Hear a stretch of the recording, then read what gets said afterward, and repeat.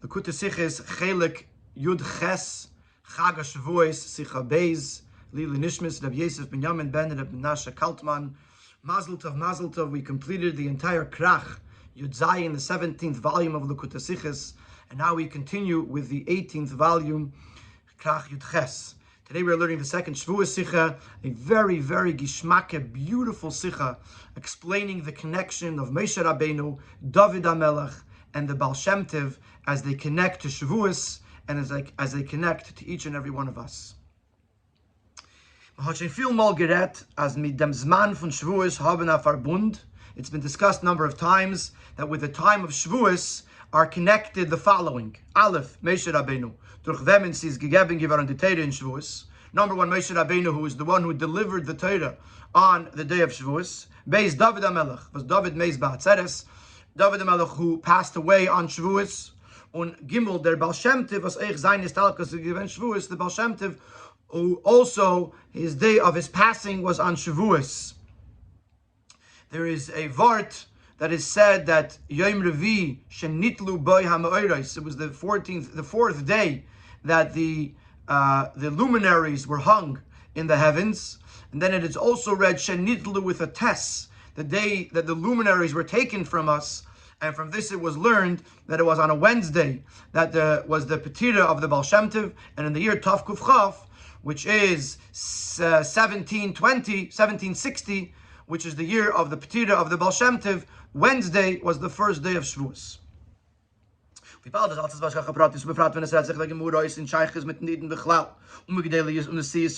And since everything is precise, everything is controlled by the Eibishter, especially when you're talking about events that are connected with Yidden in general, and the leaders and the greats of Yidden in specific, is move on as Aleph as is done. Number one, we understand that there must be a common theme between each of these three, Moshe Rabbeinu, Dovid Hamelech, and the Baal Shem Tov. Must the Pharisees and the Aleph are mit demselben Tag, which is why they are all connected to the same day of Shavuos. Und Beis, as die Nekudim Meshutefes, hat a Zusammenbund mit dem Teichen Ikri von dem Tag, and it also must be that this common theme is also connected to the day that brings them all together. There must be a connection between all of them and the day of Shavuos. The Rabbi points out in the Order 5 that the Medrash says that Moshe brought the Torah that has 5 Chumashim. Dovid Hamelech wrote the Tehillim, which has 5 Sfarim, and the Baal Shem Tov is also connected to this because the Baal Shem Tov was Megala. He revealed the Yechida Shabbat Torah, the 5th and highest level of Torah, and through that illuminated all 5 levels, Nefesh, Ruach, Neshama, Chaya, Yechida, which is in Torah, and therefore also the Baal Shem Tov, it has the number 5 in what he brought to this world. So we see already a connection between Moshe, Dovid, and the Baal Shem Tov. But there must be something connected with the Teichen Ikri, with the primary theme of Shavuos, as it connects to these 3 greats and these 3 Nesiim. Liedach Kissim muss aber sein an Chiddush in der Nekudim Meshutefes, wie sie ist bei jedem einem von den 3 Nesi Yisrael. At the same time, there must also be something unique about each of these 3. Within this theme that they are all that connects all of them, there must be something unique about each of them. Jeder von sie ist belash nashach tzricha. That each of them, as the Shas often uses the term, is necessary. If 2 or 3 of them were expressing the exact same idea, then we don't need it twice. But the fact that we need all 3 of them is because on the one hand they are connected, but on the other hand each of them represents a unique concept that the other does not, and therefore all 3 of them are needed. Siv Beis. Von den Nekudis Meshutafes von Moshe, Dovid, and the Baal Shem Tov, what do we find is a common theme between the 3, Moshe Rabbeinu, Dovid Hamelech, and the Baal Shem Tov. Was jeder von sie ist gewesen nicht nur ein Melech v'Nasi b'Yisrael. Each of them were not just a leader and a king amongst Yidden, nor in dem Gufa Arishon. Each of them were a first, a pioneer in dem Sug from Melucha Unasiyas, in their version of leadership and kingship. Moshe Rabbeinu was given the erste Nasi of all Yidden. Moshe Rabbeinu was the first Nasi of all Yidden. And the Rebbe brings in the Order 7 from Tanya that in every Doer there are nitzutzim, there are sparks of Moshe Rabbeinu that are enclosed in the leaders of that generation. So Moshe was the first of every Rebbe that was to come after him. And especially according to the psak of the Rambam, that Moshe was not just a Rabbeinu and not just a Nasi, but he was a Melech. Is Moshe Rabbeinu given that Erster Melech Bamidischen Volk? So Moshe, so there were many kings that came after Moshe, but Moshe is the first king of Klal Yisrael. Dovid is given the Reish V'Risha from Malchus Beis Dovid. Dovid was the first king of the dynasty of King David, of David HaMelech. Once David was anointed, he merited the crown of kingship for him and for his progeny. And the Melucha, kingship, will never be taken away from the offspring of David HaMelech. So David HaMelech started a new dynasty of kingship that stays with him all the way till Bias HaMashiach. And the Baal Shem Tov is given the Erster from the Nesiya Chassidus HaKlalis, and the Baal Shem Tov was the first of the Rebbes of Chassidus. And interestingly, in Orah 10, the Rebbe brings a Sikha from the Frierdiker Rebbe, where he says, Reimus Melech Adir, the loftiness, the greatness of the most powerful king who kiloi neged di Reimus from the Rebbe Baal Shem Tov is like nothing compared to the greatness of the Baal Shem Tov. So we see the expression of Melech. The Baal Shem Tov was the first Nasi, and there's also within that there's the concept of Melech as referenced in the Sikha that the greatness of the Baal Shem Tov is beyond the greatness of the greatest king. Und damit ist verstandig die Zeichos Michedes von die alle drei Malchi und Nesi Yisrael in their Nekudim Mishutefes Matan Torah. And if this is the common thing amongst them, that they were each kings and leaders that began something new, then we understand how this all connects to Matan Torah. Amongst the major things that were introduced at Matan Torah is given was jeder Yid is geworden a Teil von Mamlechas Kohanim Sorim. Every Yid became part of literally it translates a kingdom of priests. But Rashi teaches Sorim, they all became royal officers. All Yidden became royal officers. And the ability to carry this out into reality, into a revealed way in every Yid, so every Yid takes it from the Nesiim in that Dor, as we're going to explain in the Sikha. So Bekitzer, so far, Moshe, David, and the Baal Shem Tov are connected because they were all Melachim and Nesiim, kings and leaders, and each of them were a pioneer in their own category.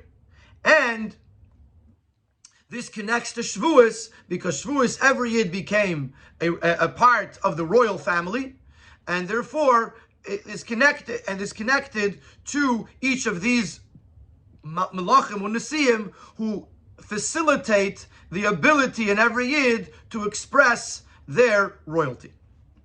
In Sif Gimel, the Rebbe is going to explain the connection between Mamlechas Kohanim and Matan Torah. In other words, we know that it happened at Matan Torah, or it was said by the Eibusher at Beis Sivan, but it happened at the Maimid of Matan Torah. But what's the connection between the fact that the Eibusher gave the Torah and the fact that Yidden became royalty? Shaychus von dem Inyan from Mamlechas Kohanim to Matan Torah. The connection between the idea of Yidden being royalty and Matan Torah, we'll understand that by first explaining what does it mean, kingship, royalty. The Nekuda Ikris von Malchus is Isnasos. The main theme of royalty is to be exalted, to be above, removed. The Melech's Hecherkeit and Abgetragenkeit von ganzen Volk. The king who is higher and aloof from the rest of the people. Biz as tarzich netaraplos and sotan melacha. So much so that he's not allowed to lower himself to do menial labor with the common folk. We have to present him, we have to provide him with all of his needs and with great abundance. As the Pasuk says, the king should be seen in all of his glory, in all of his beauty.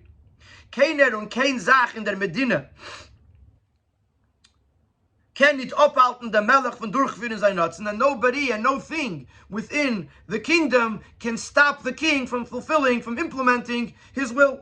As we find, Chazal tell us, number one, that a king could break down a wall, break down a barrier, and no one is allowed to stop him. Or Amar Malchusa Chulu Akartura, that if the king says to take down a mountain, to uproot a mountain, we listen, and the king, the word of the king is the word.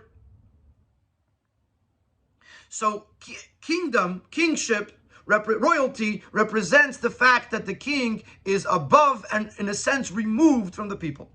And similar to this, Matan Torah accomplished for every Yid. Through Matan Torah became, you uplifted us. Yidden were uplifted, were elevated above the rest of the nations. So much so that a Yid is higher than the world. Is not beholden to the rules of nature. In other words, when Yidden fulfill the will of Hashem, they follow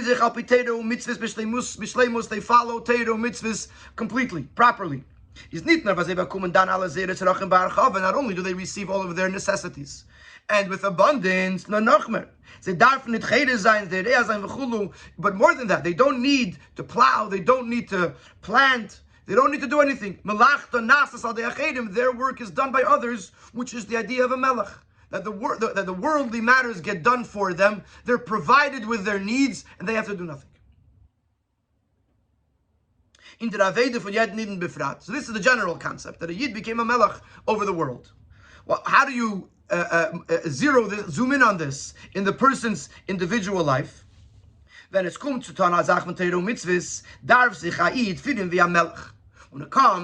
to fulfilling something, a matter of Torah mitzvahs, a Yid should conduct himself like he's a king. Darf sich abgeben mit der Mitzvah. Punkt, nicht gehad, kein andere Malachas v'daiges. A Yid should involve himself, dedicate himself to the mitzvah as if he has no other jobs, no other tasks or concerns.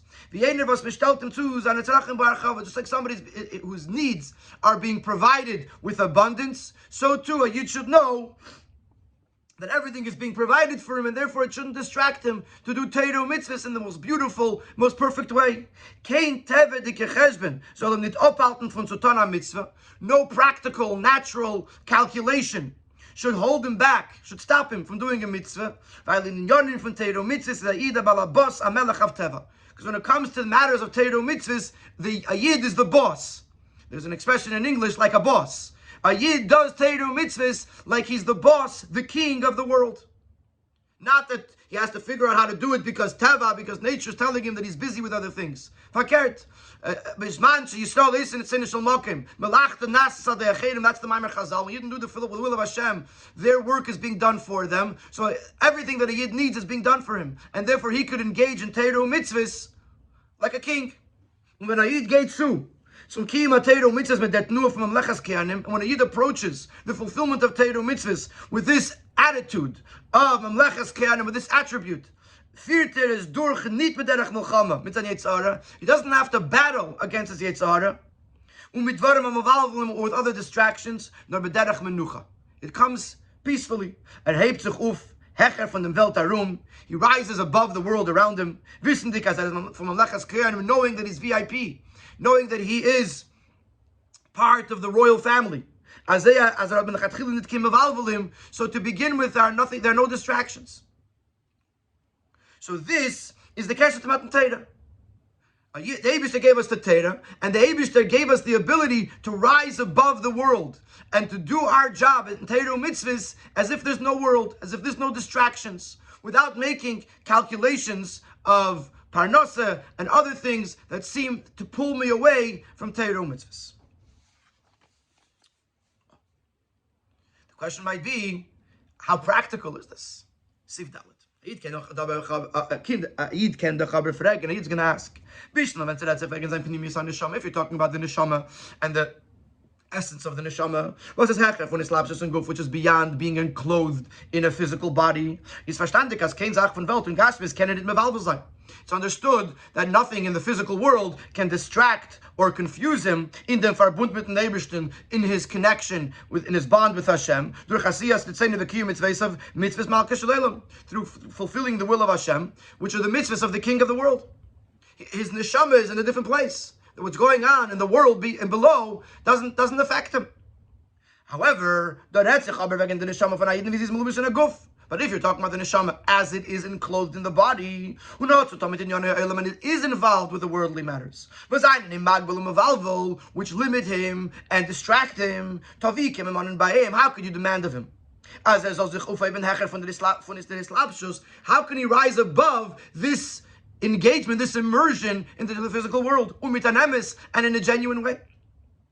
Is there of them? And this is the answer. As in yet in Dor, and Dor Nisi Yisrael, in every generation there are Nisiya Yisrael Rebbes, in sich die Tchunas von Malchus and Nisiyas, which have the attributes of kingship, of royalty, and of leadership. Und sie geben jeder in dem Keach, a Reisrufen bei sich begolui.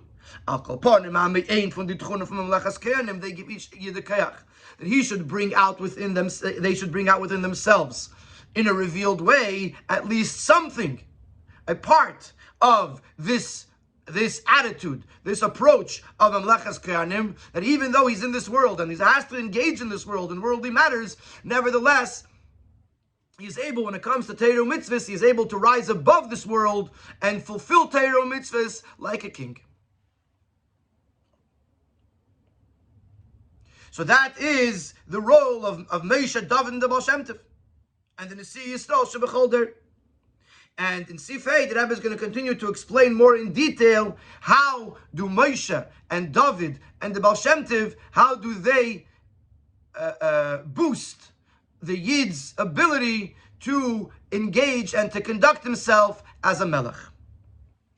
In other words, until this point, we explained that every Yid is a Melech, and a Melech means that he's the Balabas of the world.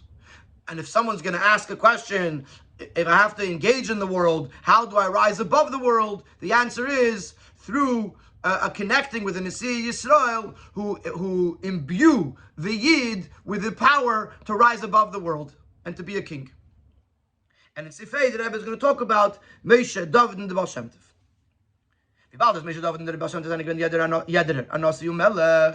Since Moshe and Dovid and the Baal Shem Tov were each of them, they were a Nasi and a Melech. Therefore, we find by Moshe, Dovid, and Baal Shem Tov, in addition to the fact that they had physical wealth, material wealth, I should say, material wealth and abundance. For example, he references in the Ara 20 star, Moshe Rabbeinu, he sends it to Ara 36. Or over there it says, number 1, there's a Gemara that says that with the Mon came diamonds and precious stones. Also by Bizas Hayam, with the loot that came from Kriyas Yamsuf, the Yidden became very wealthy. In addition to that, Moshe himself was wealthy from the Psilton Sheluchais, from the leftover sapphire that was used to make the second Luchais. Dovid HaMelech, there's a reference to Divrei Hayamim, where it says over there that Dovid had a lot of gold and silver, which he used to donate to the Beis HaMikdash. And the Baal Shem Tov, we know many stories of the Baal Shem Tov, where it speaks of the Baal Shem Tov and how he conducted himself with great wealth. But in addition to that, all that, Moshe Rabbeinu, Dovid HaMelech, and the Baal Shem Tov had rulership, control, dominion over the world of nature. They conducted themselves in a way that's beyond nature, above nature. First of all, the ganze Anhage was Moshe geführt Yidden in Mitzrayim und Midbar is ben Beifenisi. Moshe leading the Yidden in Mitzrayim with the Makis, and with Yitzias Mitzrayim, and the Yidden in the Midbar and the Mon. Everything that was going on was miraculous. Also, Dovid HaMelech experienced many wonders and miracles. As we see in many of the tefillos and the praises in Sefer Tehillim, as Dovid HaMelech is thanking Hashem for many, many miracles that Hashem made for him. And of course, by the Baal Shem Tov, it was filled with miracles and wonders. As it is well known, the stories of the Baal Shem Tov and his disciples. So much so that today it's become a very common expression to refer, even from common folk, to refer to a amazing story as a Baal Shem story, a Baal Shem Tov story, because the Baal Shem Tov is synonymous with incredible miracles. So we see that in addition to the fact that they had great wealth, they also were not confined to the natural world, and they conducted their lives above nature. And from them they were able to give over, to transmit, and to reveal to every Yid the idea of Melech, of being above the world. So in the Moshe Rabbeinu, Dovid Melech, and the Baal Shem Tov, they stood out, so to speak, in this idea. And then they give it over, they transmit it, and they reveal it by every single Yid. So therefore, we already have established on one level the connection between Moshe, Dovid, and the Baal Shem Tov, that they were all Nesiim and they were all Melachim, and the connection to Shavuos, because on Shavuos every Yid becomes a Melech. Through Matan Torah, every Yid becomes a Balabas, a king over the world. And if a person is struggling to feel like a king and to do Torah mitzvahs like a king, then they could turn to Moshe Rabbeinu, to Dovid Melech, and to the Baal Shem Tov, who are a king on a whole nother level, that they can give the Yid the Kayach to be a king as well. In Sivav, the Rebbe is going to begin to talk about Moshe, Dovid, and the Baal Shem Tov as individuals.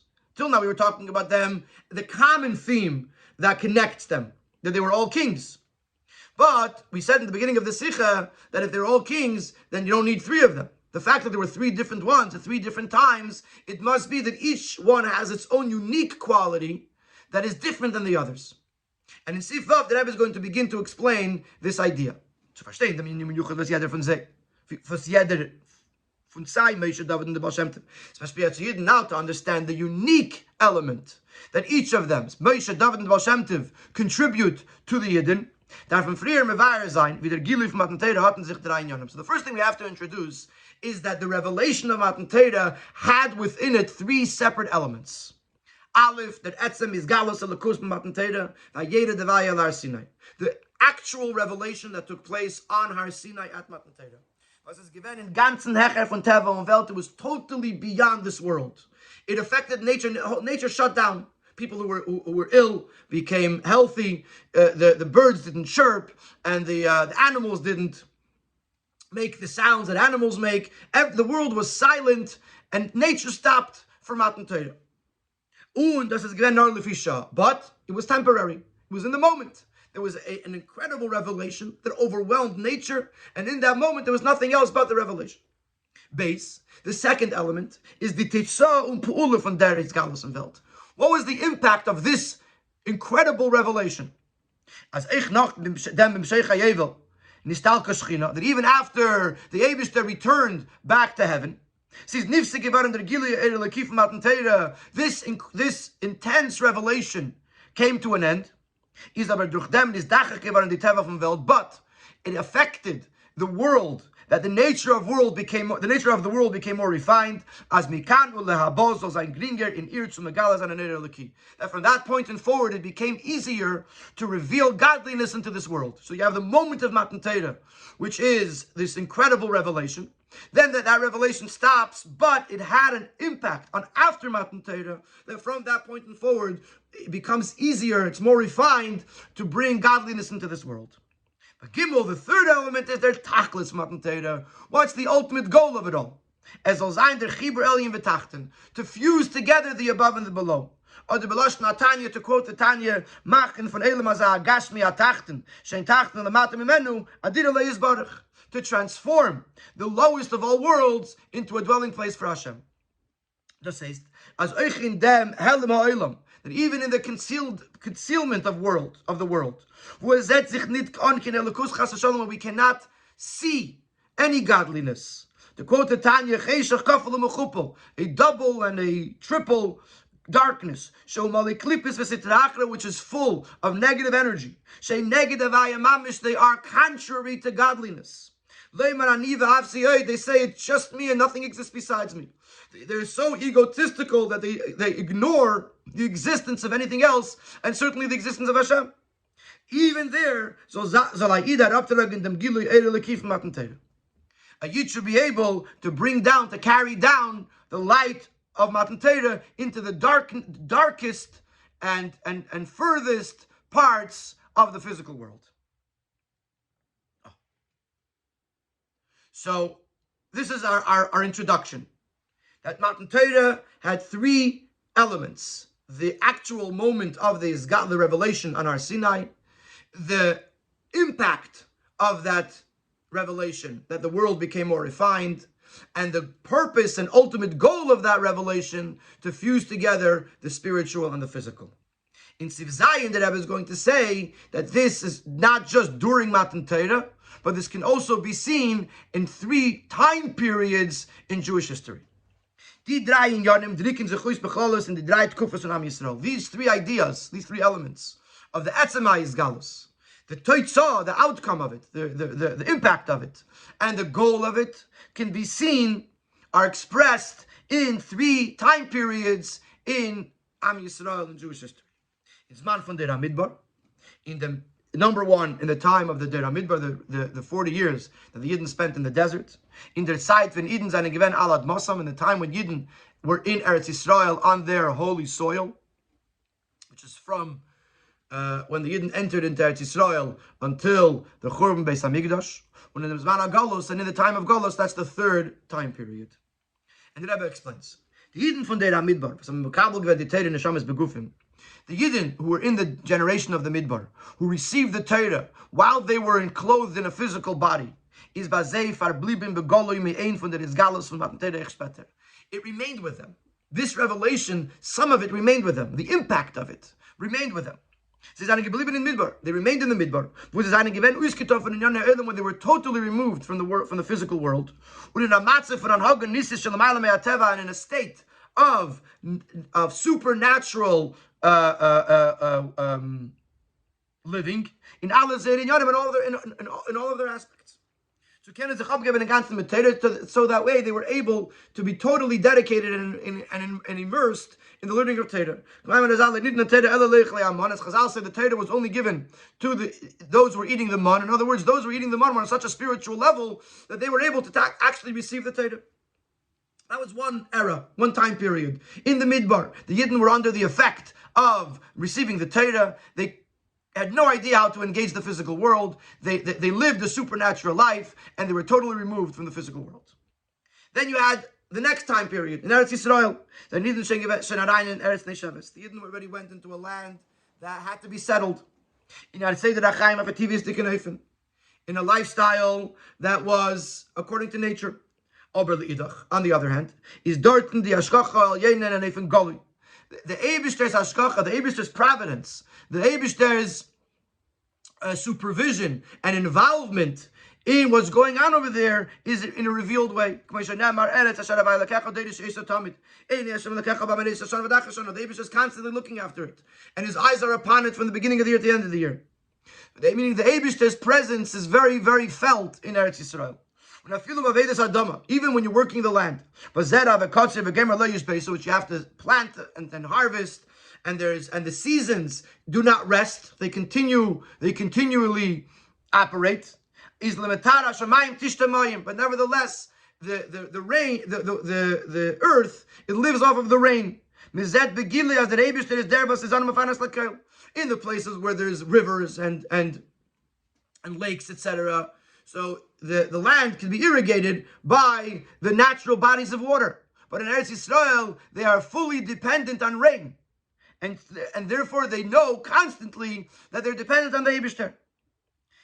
As the Eibishter is there, they know that the Eibishter is the one who sustains and feeds everyone. When the basement chlor as the Isaskis b'chol tasa is merenit v'machin akli uvtsunamin derubirachashim lekechavas kumelamayla. And it's clear to anybody that everything, all the involvement that they have with what they're supposed to do, as Torah says, that that you should do what you can. This is only to make a vessel to receive the Eibishter's bracha. But if a person is in Eretz Yisrael, even if he's engaging in working the land, he knows that what he's doing is nothing compared to the bracha of the Eibishter that actually makes it all happen. So the second time period is being in Eretz Yisrael, where you do have to engage somewhat in the physical world, but yet it's clear that our sustenance and our life is controlled by the Eibishter. Then you have in Zman HaGolus, Aber, however, when it comes to the time of Golus, we can't see the signs. The godliness is not revealed to us. So that a Yid could think that he is beholden or he is controlled by the rules of nature as the rest of the world is. And it's a difficult effort that has to be made to break through this concealment, this darkness, to illuminate the darkness of the world and the darkness of Galus. So that's the third time period. So the first time period is the time of the Midbar, when the Yidden were in the Midbar, which is similar to the Gili of Matan Torah, where the Yidden are totally removed from the world and they are controlled and they live totally in a miraculous way. Then you have the second time period, which is the time in Eretz Yisrael, which is similar to the effect of Matan Torah, that there is a physical world, but the physical world recognizes godliness. And then you have the third time period, Zman HaGolus, which is when there is the opportunity to fulfill the goal of Matan Torah. Chibur Elyon V'Tachten, Zman HaGolus is the darkest and lowest of all times, and therefore it can be elevated through making this world a Dina B'Tachtayim. And in Siv Ches, the Rebbe is going to continue to say that this idea of Mamleches Koyanim is something that is eternal. The fact that a Yid is a Melech, the fact that a Yid is royalty, that is something that is present at all times, in every generation. And based on that, we're going to come to the understanding of the unique attribute or the unique contribution of Moshe, Dovid, and the Baal Shem Tov, that they are each contributing to these different tkufos, as we'll see in the Sikh. The fact that this revelation of Matan Torah was only temporary, we said in the first element of Matan Torah, the Etzem Hayis Galus in the previous Seif, we said was temporary, it was only in that moment. Maybe temporary is not a good word, but it was only in that moment. It only refers to the impact of Torah, of this revelation on the world. However, when you talk about Yidden,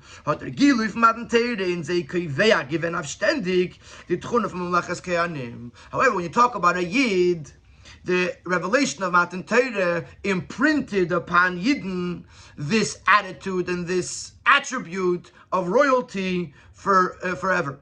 As yet, the Yidden was for a massive is only in every Yidden, whatever situation he might find himself, is a bepnimius nafshi and ganzen hecher von outside umim. In truth, in the depth of his soul, he is totally removed and above everything around him, und is nit unterworfen die Gourarie teva, and is not beholden to the rules of nature. And now, this idea is echt der Chelek und Chiddush zwischen der Ashpois von dem Inyan HaMelucha v'Anesias, Mamleches Koyanim, was Moshe und Dovid und the Baal Shem Tov haben Mashpia given in Eden. And now that we understand that Malchus, royalty, is eternal, now we can understand the difference between what Moshe Rabbeinu, with David HaMelech, and what the Baal Shem Tov each give respectively to a Yid.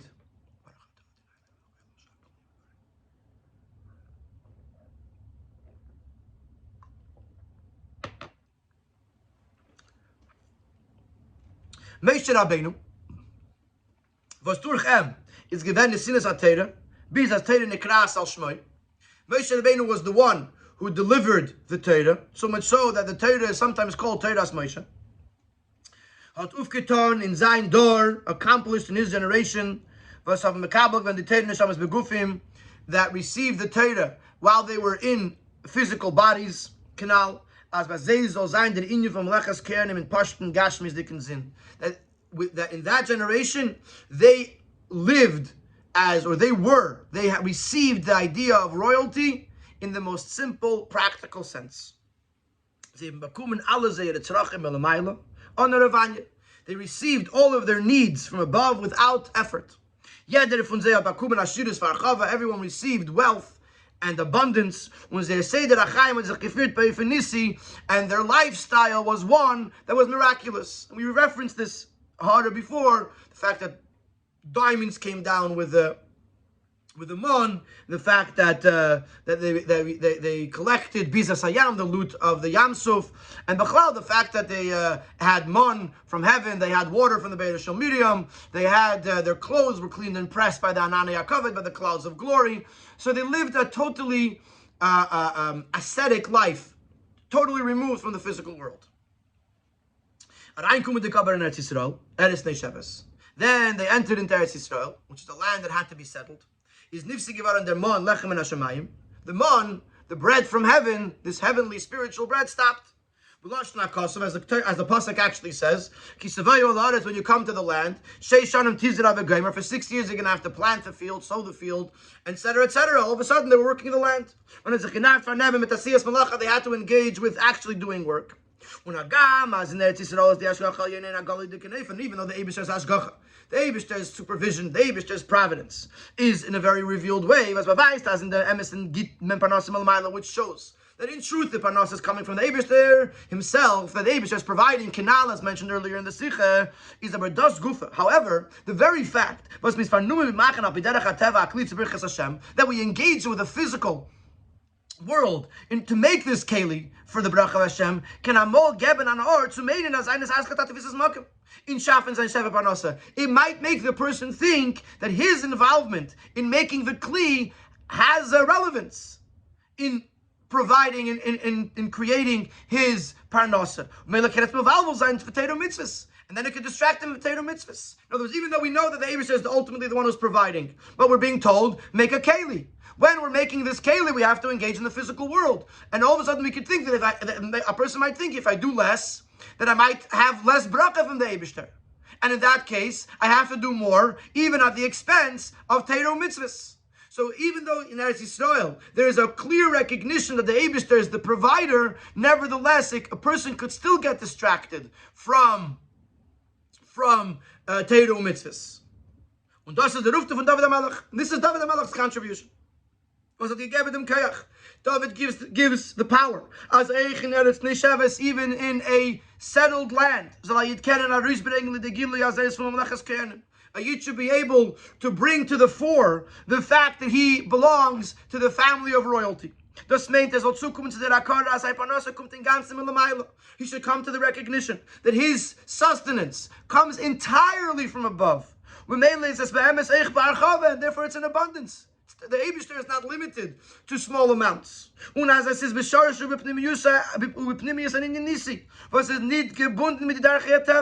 in truth, and in its essence, it is a miraculous thing that is totally not bound to the rules of nature. Oh, and in Teva is so in that case, why is he doing anything? Because that's what the Eibishter wants. The Eibishter wants a person to do something for it. So therefore a person does. But Dovid Hamelech gives the person the kayach to realize that he's a king. And the fact that he's doing something is because the Eibishter wants, but the impact of what he does. And in other words, the parnasa that he gets is ultimately from the Eibishter, and ultimately in a miraculous way, and ultimately not connected to anything that he invests. So therefore, when it comes to a matter of Torah mitzvahs, he has no distractions. He has melech like a king, because he knows that all these other distractions are meaningless. What he needs is parnasa, and that comes from the Eibishter, and the Eibishter will provide for him. So therefore, he has no problem. And he could, meaning to say, he has no problem, and he could do Torah mitzvahs like a king. We're still in the middle here. But just to make sure that we're following the flow, we started saying that that there has to be a specific contribution of David, of Moshe, of Dovid and the Baal Shem Tov. So he explained that in Matan Torah there was 3 elements. These 3 elements are expressed in 3 time periods. And we're now explaining that Moshe, Dovid, and the Baal Shem Tov are each affecting one of those time periods. Moshe affected the Deira Midbar, that they should be totally removed from this world and be able to be like kings, to serve Hashem and learn Torah without any distraction from the world. Then the Yidden went into Eretz Yisrael. And there's a concern that a person will think that his involvement in the physical world matters, and therefore it can pull him away from Torah mitzvahs. Comes David Hamelech and gives the person the feeling of Mamleches Kayanim, that he should know that his parnasa is from the Eibishter, and therefore it shouldn't distract him at all from Torah mitzvahs. And Siftes, we're going to talk about Zman HaGolus. But when Golus the darkness of Golus began, when the Golus is given in Tifer and Finster, especially in the time when Golus became darker and deeper, and because of the pressure of the times, we are invested not just in doing a job, not in in the stresses of providing a livelihood. In other words, not only are we working, but we're so immersed in it that it's causing anxiety and stress. What was required was a new and higher injection of strength to dervekin ba'idin the izgalus and Inyani Melech, to awaken within a yid the revelation of royalty. A yid can meinen, because a yid could think, as an azat site, when says, when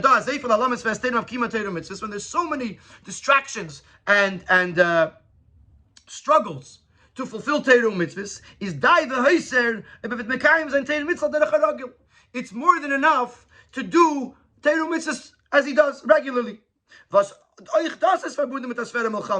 Even that is a great struggle. And great effort has to be invested to overcome the hardships. Certainly, if he invests extra effort to do a hidur mitzvah, to do a mitzvah more beautifully, to add in learning Torah beyond what he's obligated, so he's doing amazing. But how can you expect of us in this time to involve ourselves with Torah mitzvahs like a king? As if the whole distraction of the world doesn't exist. This is what, in Zman HaGolus, this is what happens. A person could think to themselves, I'm doing Torah mitzvahs, I'm learning a little extra, a hidur mitzvah, that's all you can ask of me. To ask of me that I should ignore everything that's going on and serve Hashem like a king, that's too much. Zog the Baal Shem Tov, and therefore came the Baal Shem Tov and teaches. And it ever brings in order 42 that we know that the Baal Shem Tov, the time of the Baal Shem Tov was a time of his alphos. Yidden were in a faint. There were 2 major events in Jewish history that happened right before the Baal Shem Tov. Number 1, there was the story of Shabtai Tzvi, which caused a spiritual downfall for Yidden. There was also the pogroms by the Cossacks, led by, who cares who it was led by, but it was in the years of Tach V'Tat, 1648, 1649, which caused a literal downfall. It killed and tortured thousands and thousands of Yidden. So Klal Yisrael was in a state of his alphos, of a faint. And the Baal Shem Tov came to awaken the Yidden from the faint, and therefore he was named Yisrael, as we know that when someone is in a faint, you call them by their name, and it can wake them up. So the Baal Shem Tov comes in this time, where this Tzekaitim and this Tilis Parnasa, and people are saying, we can't be kings. As Eich in the Tifnish was Zman HaGolus. The Baal Shem Tov says, no. Even in the depths of the darkness of Golus, a Yid could lift himself up above the environment that he's in. When they're feeling and feel that he is a member of the royal family. Who Hashem, with total Hashgacha Pratis, feared Ba'ifin Nisi, leads him in a miraculous way in every single day, and in every aspect of his day. That's the Baal Shem Tov. Baal Shem Tov, who is a Melech and a Nasi, he gives the Yidden that are B'zman HaGolus the ability to realize and to feel that they too can serve Hashem as kings. Then the Rebbe adds something very beautiful over here and says that the uftu of the Baal Shem Tov is greater than the other two. Und die Ashvoah, a race to bring in the Mamlechas Keren by Yidden in Zman HaGalus, to be able to draw out that a Yid, even as Zman HaGalus, should feel like a king, is nach a grasser chidush and ilin in Malchus is even more unique and a greater quality in the idea of Malchus, of king, of royalty, wie in the Friedrich Matzavim, in comparison to the previous two situations described. The fact that a Yid could lift himself up above the world and above nature when he's in a desert, isolated from the world, or even if he's in the world, but a place where there's godliness is revealed, like Eretz Yisrael. So the fact that he can be as a king, this doesn't truly express the extent of the unlimited extent of the power of kingship. Because he never was beholden truly to the limitations of this world, because he was either in the midbar removed from the world, or he was in Eretz Yisrael where there was a true where there was a gilui of Elokus, a revelation of Elokus. But when a Yid conducts himself with this type of royal conduct in Golus, it shows that he can truly lift himself up and go above, beyond everything. Not to go step by step, to go totally beyond limitations. From the depth of the darkness of Golus to the highest plateau of being a member of the royal kings. So Ad Kan is the second Chelek of the Sikha, where the Rebbe explains the uftu of Moshe, Dovid, and the Baal Shem Tov individually, that each of them contributed and gave over Inyan HaMalchus to their time period. Moshe to the Der HaMidbar, and David Hamelech to the Zman of Yidden in Eretz Yisrael, and the Baal Shem Tov to Zman HaGolus. In Sif Yud and on to the end of the Sikha, the Rebbe is going to explain that Be'etzem Geret, you can't limit Moshe, Dovid, and the Baal Shem Tov to their specific times. They are all eternal beings, and therefore in every single generation there is an impact of Moshe, of Dovid, and the Baal Shem Tov. And as the Rebbe is going to explain, that these three time periods actually exist within every single generation and within every single Yid, and Moshe, Dovid, and the Baal Shem Tov are there for every single Yid in all these different types of Avodah. Let's take it one at a time. It's impossible to say, as the Uftu from Moshe, Dovid, and Baal Shem Tov is given nor for the Eden von Yederin's door, that the impact of Moshe, Dovid, and the Baal Shem Tov was only on their specific door, or the nor for the Tkufis Klolis and Velchas Ezaning event, or for their time periods. Moshe for the Der HaMidbar, Dovid Eden in Eretz Yisrael, and the Baal Shem Tov Eden in Zman HaGolus, and to say that they were each limited to either their generation or their time period. While the Pe'ula from Moshe, Dovid, and Baal Shem Tov is on Nitzchis, the impact of Moshe, of Dovid, and the Baal Shem Tov are eternal. For alle Eden and alle Datas, for every Yid in every generation. Every Yid, even today, calls Moshe Rabbeinu our Rebbe. So obviously Moshe is still impacting us today. Till today we say about David Melech that he's Chai V'Kayim, that he's alive. And he exists. Meaning to say that the impact of David Melech is still here with us. And since the coming of Mashiach is dependent on the dissemination of the Baal Shem Tov's wellsprings into the outside world, so obviously it's connected to every dirt, because every dirt is waiting for Mashiach, and we need the Ma'ayonis of the Baal Shem Tov. So clearly you can't limit them to their specific dirt, their specific era, time period. Nor Shem wie sehr uftuen werden allgemein mudgeschim besondere drei Tkufes Kolje. So rather, this we're gonna repackage it, just like their accomplishments, generally speaking, are emphasized in those three periods. So too, we can divide them within each generation to three different types of Yidden, and then within every single Yid, in three different categories of Avodah. So we have three elements of Matan Torah. We have 3 tkufos. We have 3 impacts of Moshe, of Dovid, and the Baal Shem Tov. And now we're saying that we have 3 types of Yidden in every Doir, and we have 3 types of Avodah in every Yid, and we have 3 types of impacts, Moshe, Dovid, and the Baal Shem Tov, in the 3 different types of Yidden, or in the 3 different types of Avodah within every Yid. And the Rabbi is going to explain. Avodas Hashem, Tiltzich, Bechlolos, and Drai Sukkim. The Serve Hashem is divided, generally speaking, into 3 categories.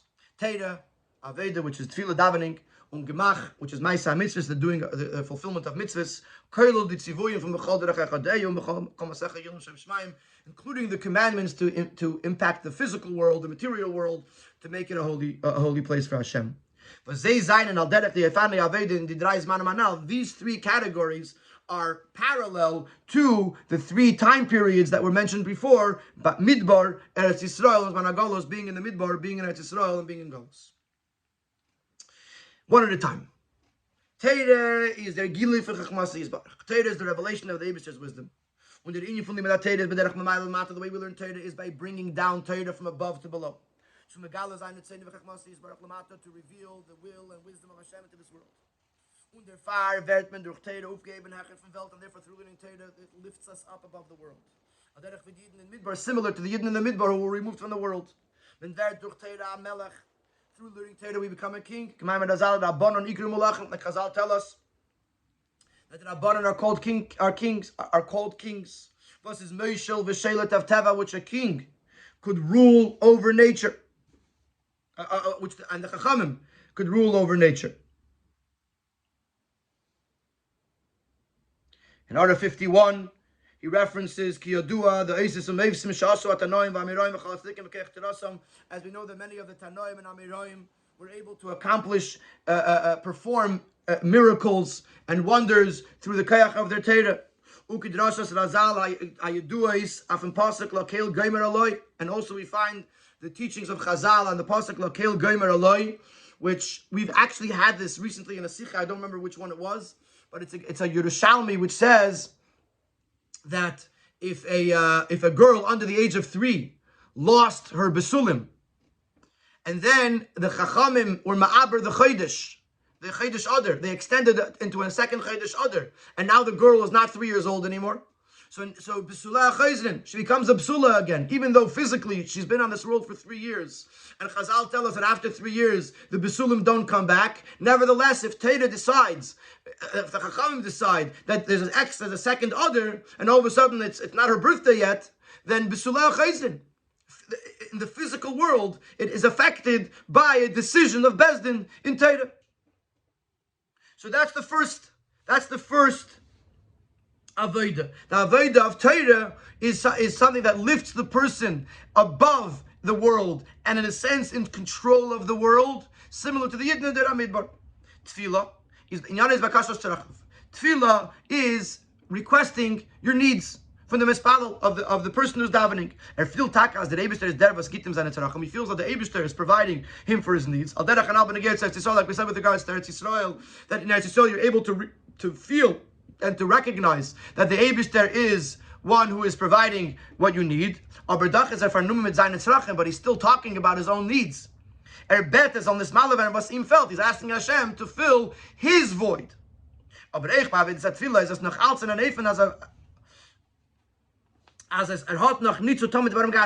nevertheless, on the flip side, he's still not actually involved with the physical world. He's asking for his physical needs. But it's not like he already started working with it. Similar to when the Yidden were in Eretz Yisrael, they were able to rest peacefully, as the pasuk said, under the vine, under the fig tree, and not amongst the nations of the world. His involvement with the physical world is the fact that he's praying for it, that he's davening to the Eibishter for it, but he's not yet involved in it. So tefillah is like the Yidden in Eretz Yisrael, where there is some engagement with the physical world, but it's not a total immersion.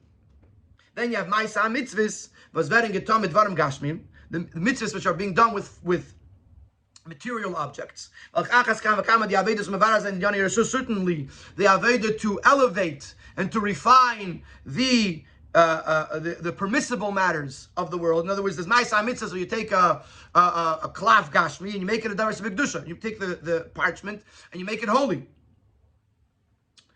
And then there's you go to work. It's not something that you're making holy, but you're utilizing it for holy purposes, and you're even refining the permissible parts, not the obligatory parts of the world. Is to refine and to transform the darkness of the world, as in dem that it should be illuminated with the light of holiness. Similar to the Zman HaGolus, when Yidden are amongst the other nations and therefore impacted by them, and their avodah is to illuminate the world. So the three tkufos that we spoke about earlier are consistent with or parallel to the avodah of learning Torah, the avodah of doing mitzvah, the avodah of davening, and the avodah of doing mitzvahs. Und das ist der Inyan HaMalchus, was Moshe, Dovid, and the Baal Shem Tov and Mashpia zu jedem Nidden b'chol Devar Devar. And now we can understand how Moshe, Dovid, and the Baal Shem Tov are giving over, are transmitting the idea of royalty to every Yid and every Dar. That every Yid in these avodas it can be done in a royal way because of what Moshe, Dovid, and the Baal Shem Tov are giving them. Moshe was in Yonah Torah, Tutov Megala, the Metzamini from Malachas Keren Beiden. Moshe's in Yonah Torah. So what Moshe does is he accomplishes and reveals the very idea of Malachas Keren by a Yid. The Suk from Morei Torah, which would mostly be expressed by those who are Torah scholars. From Welt which are removed from the world. Those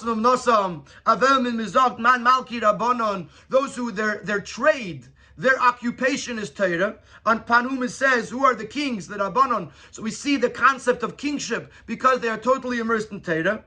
And similar to that, he can accomplish this by every Yid in these manim in those times that he is dedicated, that he is set aside to learning Torah. But he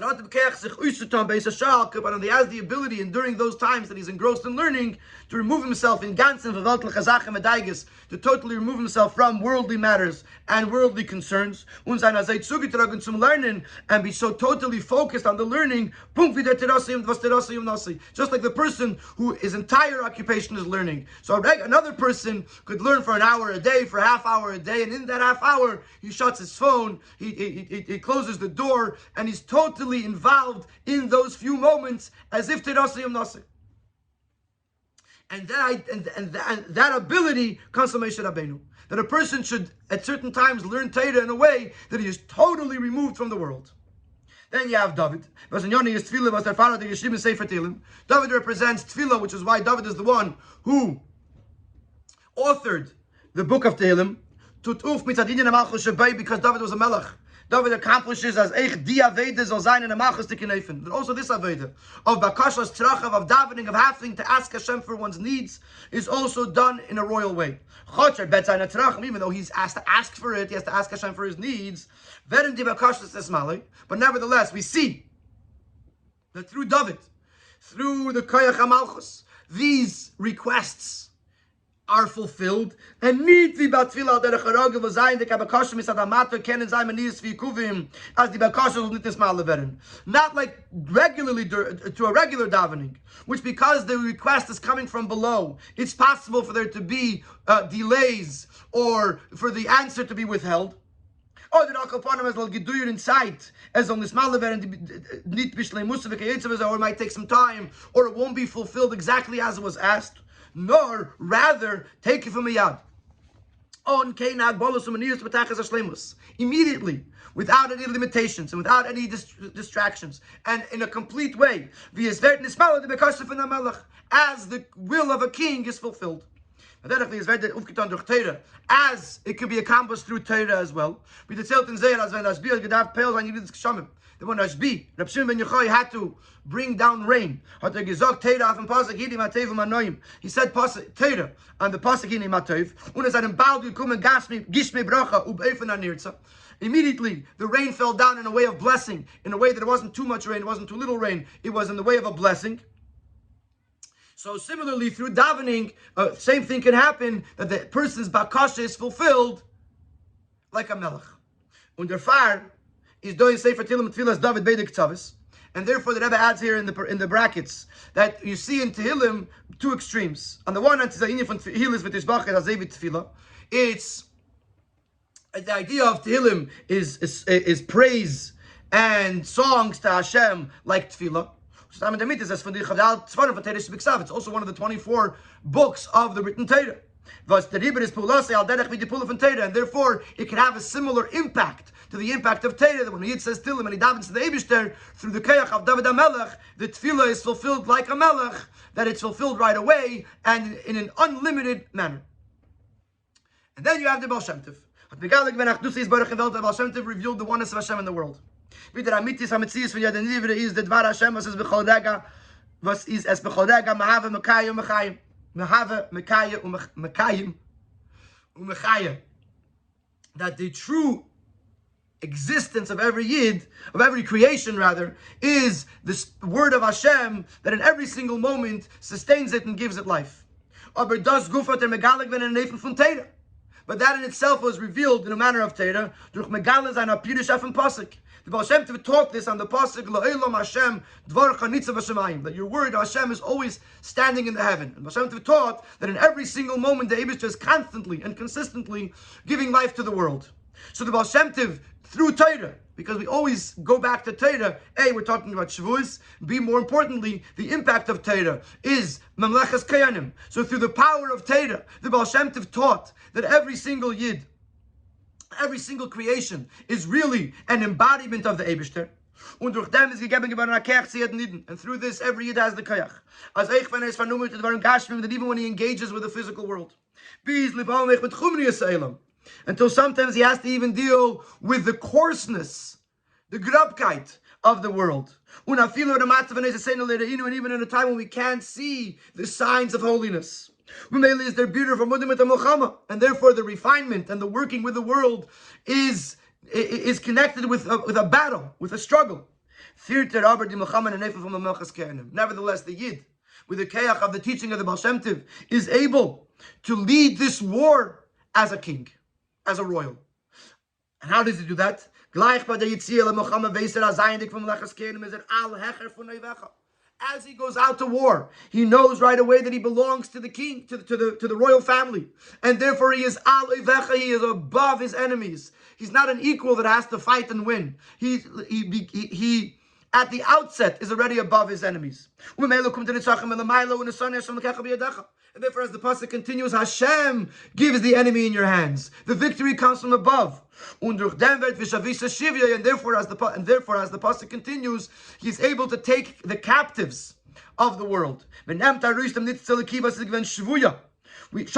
We take this godly spark that was captured in the Dvarim Gashmim from sein Golus, in the Dvarim Gashmim, in the physical material world, we take it out from sein Golus, from its exile.